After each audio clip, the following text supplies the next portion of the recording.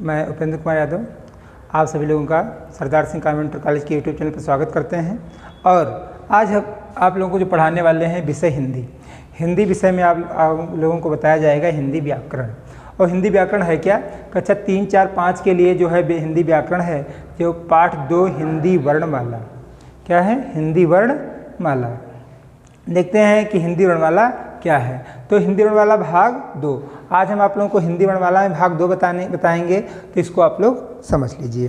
तो देखिए, इसमें हम भाग 1 में आप लोगों को स्वर बताए हैं जिसके बारे में आप लोग अच्छे तरीके से शायद अध्ययन कर भी लिया हो। तो यहाँ पर आज हम बताएंगे हिंदी वर्णमाला में भाग 2 जिसमें है व्यंजन। क्या है? व्यंजन। तो व्यंजन का परिचय कराएंगे आप लोगों को। तो देखिए, सबसे पहले देखिए व्यंजन होते क्या हैं, व्यंजन की परिभाषा क्या है।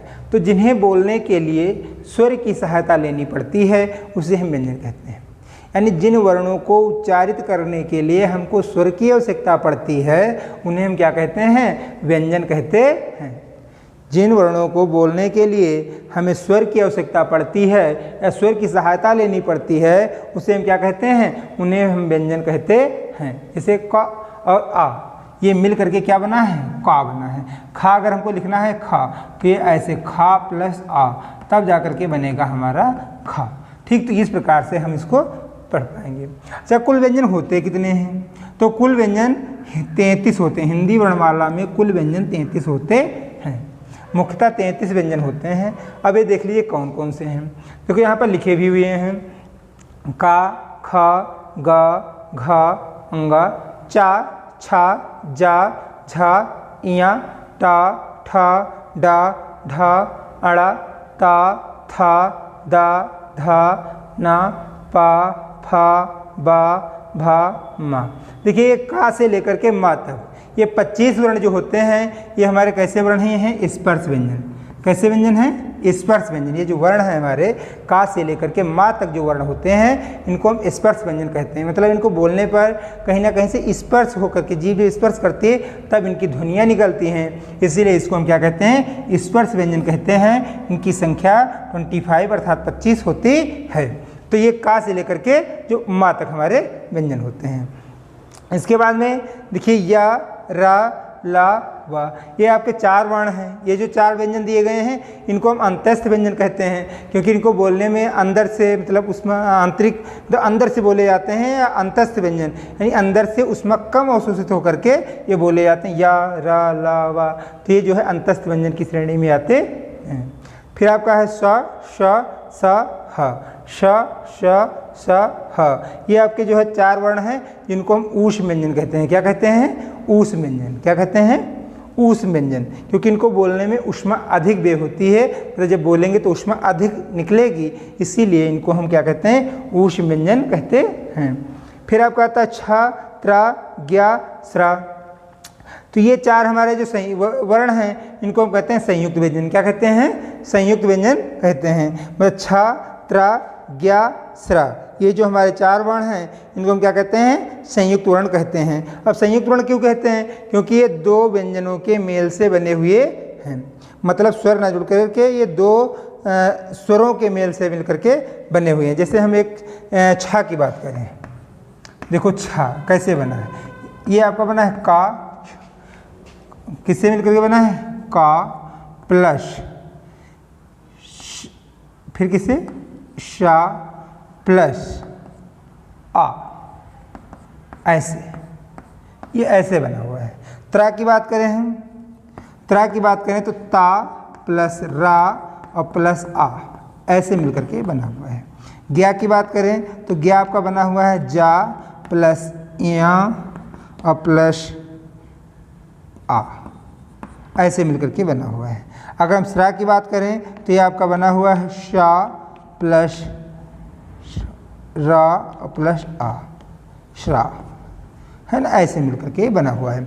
इसलिए छा, त्रा, ग्रा, स्रा ये हमारे कैसे वर्ण हैं? ये हमारे संयुक्त व्यंजन हो जाते हैं। क्योंकि ये संयुक्त व्यंजन है क्योंकि 2 व्यंजनों के मेल से बने हुए हैं। तो छा, त्रा, ग्रा, स्रा ये हमारे कैसे वर्ण हैं? और भी हो सकते हैं, आप लोग बना सकते हो। ठीक है। इसके बाद में आप लोग थोड़ा और देख लीजिए कि जैसे हम एक तो हमारा होता है अनुनासिक व्यंजन, अनुनासिक। तो अनुनासिक क्या होते हैं? अनुनासिक, अनुनासिक वर्ण, है ना। तो ये कौन सा? एक तो आपका हो जाएगा अन, ठीक है, अन हो जाएगा। और ये जो पंचमा वर्ण होते हैं, यानी पंचमा, सभी वर्गों की पंचमा वर्ण जो होते हैं, जैसे अंगा, इया, अड़ा, ना, मा, ये जो हमारे वर्ण हैं ये अनुनासिक हैं, क्योंकि इनको बोलने के लिए तो अनाक्ष बोला जाता है, अनुनासिक हैं, है ना, नासिक वर्ण इनको कहते हैं। ये 5 वर्ण और एक ये जो हमारे कैसे वर्ण हैं? अनुनासिक हैं। इसके साथ में हम एक चीज़ और देख लेते हैं कि एक तो होता है हमारा सघोष, एक होता है सघोष और दूसरा होता है, एक तो हमारा होता है सघोष और एक होता है अघोष। इसको हम घोष भी बोल देते हैं, इसको अघोष कहते हैं। तो देखिए इसको हम भी थोड़ा समझ लेते हैं। तो अघोष क्या होगा, सघोष क्या होगा? तो सघोष में क्या आता है? ये जो आपके यहाँ तक लिखे हुए हैं, मतलब गा, जा, ये ऐसे, मतलब ये इधर का इतना जो पोर्शन होता है ना, ये वाला, ये सारा क्या है? ये तुम्हारा सघोष है। यानी गा, ये हम लिख भी सकते हैं, या फिर इसको हम ऐसे लिख देते हैं। देखो ये अगर हम यहाँ तक माने, यहाँ तक ले लें इसको, तो ये अगर फर्स्ट कर दें, इसको सेकंड कर दें, और इसको थर्ड कर दें, इसको फोर्थ कर दें, और इसको फिफ्थ कर दें, तो ये हो जाएगा थर्ड, फोर्थ, फिफ्थ का जो इतना रहेगा, ये बा, मा, ये यहाँ तक, है ना। तो आपका हो जाएगा सघोष में थर्ड, फोर्थ और जो है फिफ्थ, मतलब तीसरा, चौथा, ये जो राह है आपकी, तो गा, जा, गा, ओ, ढा, है ना, दा, बा, ये हमारे क्या हो जाएंगे? सघोष। इसके साथ में क्या होता है? इसके साथ में एक चीज़ और आती है आपकी अंतस्थ। अंतस्थ व्यंजन जो होते हैं, ये भी क्या आते हैं? ये भी आपके सघोष हैं। क्या हैं? सघोष हैं। और जो है इसके साथ में क्या होता है? एक और वर्ण आता है जो सघोष का होता है, जिसको कहते हैं हा, हा और प्लस स्वर। ये हमारे कैसे वर्ण हैं? ये हमारे सघोष में आते हैं। ये किस में आते हैं? सघोष में आते हैं। और इसके बाद में क्या होता है? अघोष। अघोष क्या होते हैं? तो जो आपके छूटे हुए हैं फर्स्ट, यहाँ तक हम केवल बात करें फर्स्ट, है ना। और इसके साथ में क्या होता है? सेकंड, यानी फर्स्ट सेकंड रा के जो अक्षर होते हैं, का, चा, ट, तप और खा, छठ, है ना, थप, ये वाले जो वर्ण हैं ये क्या हैं? अघोष में आते हैं। और इसके साथ में क्या आता है? प्लस। आप जो प्लस कर सकते हो यहाँ पर सा, शा और सा, ये वाला, ये मतलब आपके 3 अक्षर और आ जाते हैं। तो ये किस में आते हैं? अघोष में आते हैं। किस में आते हैं? अघोष। इनकी गिनती भी आप कर सकते हो।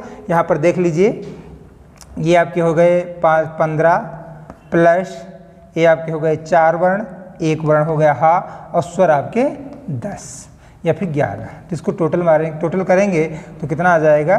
देख सकते हो आप लोग, 5, 4, 9, 1, 10 का 0, और ये आपका हो जाएगा 1, 2 और 3, यानी 30 वर्ण हो जाते हैं। ये आपका कितना हो जाएगा? 10 और 10, 3, 13, कितना हो जाएगा? 13 वर्ण।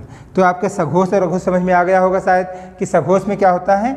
ऐसे यहाँ से ये थर्ड, फोर्थ, फिफ्थ, यानी तीसरा, चौथा और पांचवा का जो ये लाइनें होती हैं ये हमारी सघोष हैं। और अघोष में क्या होंगी? इसकी पहली 2 लाइनें। इसके अलावा क्या होता है कि इसमें सा आता है, और मतलब ये कह सकते हो कि फर्स्ट, सेकेंड और शा मतलब अघोष में होगा। इसके अलावा सारा जो है कुछ जितने भी वर्ण होते हैं वो सब किस में आते हैं? सघोष में आते हैं। तो आप लोग बहुत आसानी से इनको लगा पाओगे। हमारी बात संभवतः यहाँ तक समझ में आई भी हो आप लोगों की। ठीक है, एक बार और आप लोग देख लेंगे वीडियो को रोक करके भी देख सकते हैं, उसको लिखने का प्रयास करेंगे और समझने का भी प्रयास करेंगे, तभी ये समझ में आएगा। तो सघोष और अघोष। सघोष क्या होता है? जो स्वर तंत्रिकाएँ होती हैं जब अधिक बोलने में अधिक कंपन करती हैं तो उन्हें हम सघोष कहते हैं, और जिनको बोलने में स्वर तंत्रिकाएँ जो हमारी कम कंपन करती हैं उन्हें हम अघोष कहते हैं। ये आप लोग ध्यान रखेंगे। कभी बच्चे पढ़ रहे हो, झुंड में बच्चे पढ़ रहे हो, तो जब वो पढ़ेंगे तो ऐसे का, खा, गा, घा, अंगा मतलब बोलेंगे तो आपको पता भी चलेगा कि स्वर तंत्रिकाएँ, उनको ध्यान से सुनिए तो देखिए कैसे वो पढ़ते हैं। ठीक है, तो आपको पता भी चलेगा और आप बोल करके भी इनको चेक कर सकते हो। आगे देखिए, हम अनुनासिक बता दिए। अब इसके बाद में आप लोग एक चीज़ और देख लीजिए, एक होता है अल्प प्राण। क्या होता है? अल्प प्राण। और दूसरा होता है महाप्राण। महाप्राण। अल्प प्राण क्या है और महाप्राण क्या है? अल्प प्राण जिनको बोलने के लिए हमारी ऊर्जा कम नष्ट होती है, कम ऊर्जा निकलती है, कम प्राण निकलते हैं, ये कह सकते हो आप। और ज़्यादा प्राण मतलब अधिक प्राण जब हमारे मतलब व्यय यानी उसमें अधिक व्यय होती है तो उसे महाप्राण कहते हैं। और अल्प प्राण किसे कहते हैं? जिनको बोलने के लिए हमें कम एनर्जी की आवश्यकता होती है। बच्चे कभी पढ़ते होंगे तो ऐसे का, खा, गा, घा, अंगा, चा, छा, जा, झा, इया, ऐसे सुना भी होगा। तो इसको आप लोग देखिए कैसे किस प्रकार से अल्प प्राण होते हैं। तो बच्चे जब अपने आप पढ़ करके भी चेक करोगे अल्प प्राण क्या होते हैं, तो देखिए इसमें भी हम इसी से बता देंगे। फर्स्ट, थर्ड और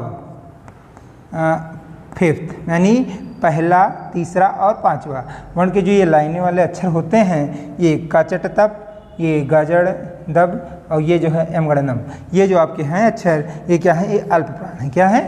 अल्प प्राण है।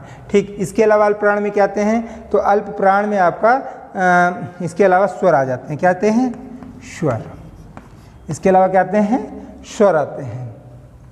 मतलब इसके अलावा इसमें स्वर आते हैं और स्वर के साथ में क्या होता है? अंतस्थ व्यंजन भी आते हैं। अंतस्थ व्यंजन, अंतस्थ व्यंजन आते हैं। मतलब फर्स्ट, थर्ड और फिफ्थ यानी पहला, तीसरा, पांचवा रा के जो अक्षर होते वो आते हैं और स्वर आते हैं, अंतस्थ व्यंजन आते हैं। ठीक है, तो ये आपके इसमें आ जाते हैं। और इसके साथ में क्या होता है? महाप्राण। महाप्राण में क्या आता है? तो महाप्राण में आपका जो है क्या छूट गए यहाँ पर? सेकेंड और फोर्थ के अक्षर है ना, सेकेंड और फोर्थ के वर्ण आते हैं। मतलब खा, छ, ठ, थ, फ, ख, छ, ठ, थ, फ ये आते हैं ना। और इधर घा, झ, ढ, थ, भा ये आपके अक्षर आते हैं महाप्राण में बोलने के लिए। ठीक है, और इसके साथ में क्या होता है? ऊष्मीय व्यंजन आते हैं। ऊष्मीय व्यंजन। ऊष्मीय व्यंजन कौन से हैं? सा, सा, शा, हा, ऊष्मीय व्यंजन। तो आप लोग इसको नोट करेंगे, याद कर लीजिए। ठीक है, ये होता है। और एक चीज़ और आपको बता दें कि हाँ, अल्प प्राण आप लोगों की समझ में आ गया होगा कि फर्स्ट, इसको फिर से एक बार देख लेना, लिखने का प्रयास करना ये अच्छा छांट करके कि फर्स्ट रा के कौन, का, चा, टा, तप है ना, थर्ड वाला क्या है और पंचमा वर्ण क्या है, फिर स्वर, अंतस्थ व्यंजन है ना, ये आपके अल्प प्राण हो जाएंगे। महाप्राण में सेकेंड और थर्ड ये और आपके ऊष्मीय व्यंजन आते हैं। ठीक है, तो इसको आप लोग याद कर लेंगे। एक चीज़ और आपको बता दें कि कुछ हमारे दो वर्ण ऐसे हैं जिनको हम क्या कहते हैं? अर्ध स्वर कहते हैं। क्या कहते हैं? अर्ध स्वर है ना। देखो या और वाह और वाह ये हमारे क्या हैं? अर्ध स्वर हैं। अर्ध स्वर हैं भैया, इनको भी आप ध्यान रखिए। देखिए या एक ऐसे हैं अर्ध स्वर, जैसे हमको कौवा लिखना है, कौवा, या फिर इसको हम लिख सकते हैं कौवा, कौवा, कौवा है ना। तो ये कहीं कहीं पर ऐसे काम में आ जाते हैं। या फिर जैसे हम लिखते हैं विशेषताएं है ना, तो ये लगा देंगे, या फिर हम ऐसे भी ये वाला लगाते हैं, ऐसे लगा देंगे, या फिर ये वाला लगा देंगे, तब भी हमारा हो जाता है। इसलिए जो इनको हम क्या कहते हैं? या और वाह कैसे वर्ण हैं? ये हमारे अर्ध स्वर के रूप में भी जाने जाते हैं। ठीक है, रा हमारा कैसा है? लुंठित वर्ण है। जब इसको रा को बोलते हैं तो हमारी जीभ कई बार पलटा खाती है, इसलिए इसको हम लुंठित वर्ण कहते हैं। तो बस इस वीडियो में इतना ही। और आप लोग अपना कॉपी पर इसको जो है नोट करेंगे, नोट करने के बाद में याद करने का प्रयास करेंगे। और इसका जो भाग 3 होगा उसमें हम आप लोगों को जो व्यंजन बताएंगे या वर्ण जो भी मतलब वर्णमाला है, तो वर्णमाला को उच्चारण के आधार पर उसका वर्गीकरण करेंगे। तो आप लोग अगले वीडियो के भी वेट करिए यानी इंतज़ार करिए, और आपको बहुत जल्दी ही अगला वीडियो आप लोगों को मिल जाएगा। तो इस वीडियो में इतना ही। धन्यवाद।